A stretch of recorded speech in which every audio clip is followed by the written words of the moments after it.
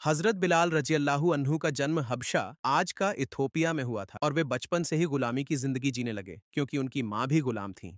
मक्का के बड़े सरदार उमैया बिन खलफ ने उन्हें खरीद लिया और वे उसके घर काम करते थे। अरब समाज में उस दौर में गुलामों की कोई इज्जत नहीं थी, लेकिन बिलाल रजी अल्लाह अन्हु अपने साफ दिल, ईमानदारी और मेहनत के लिए मशहूर थे। जब हजरत मोहम्मद ने अल्लाह की तौहीद और बराबरी का पैगाम सुनाया तो बिलाल रजी अल्लाह अन्हु का दिल पिघल गया और उन्होंने इस्लाम कबूल कर लिया। ये खबर जब उमैया को मिली तो उसने उन्हें तरह तरह की यातनाएं देना शुरू कर दी। कभी तपते रेगिस्तान की रेत पर नंगा लिटाया जाता, कभी भारी पत्थर उनके सीने पर रखा जाता, कभी भूखा प्यासा रखा जाता और बार बार कहा जाता कि मोहम्मद को छोड़ दो और हमारे देवताओं की पूजा करो।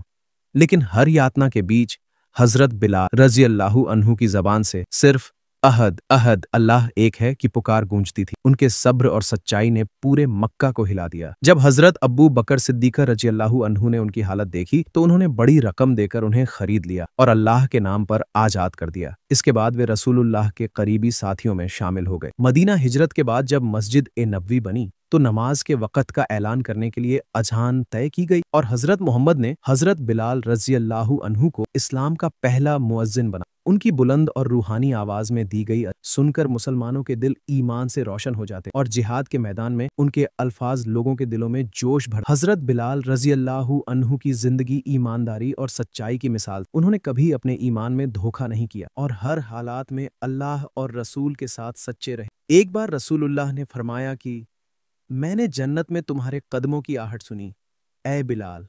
यह उनकी ईमानदारी और नेक कामों का सबूत। पैगंबर के इंतकाल के बाद हजरत बिलाल रजी अल्लाह अन्हु बहुत गमगीन हो गए और अजान देना बंद कर दिया।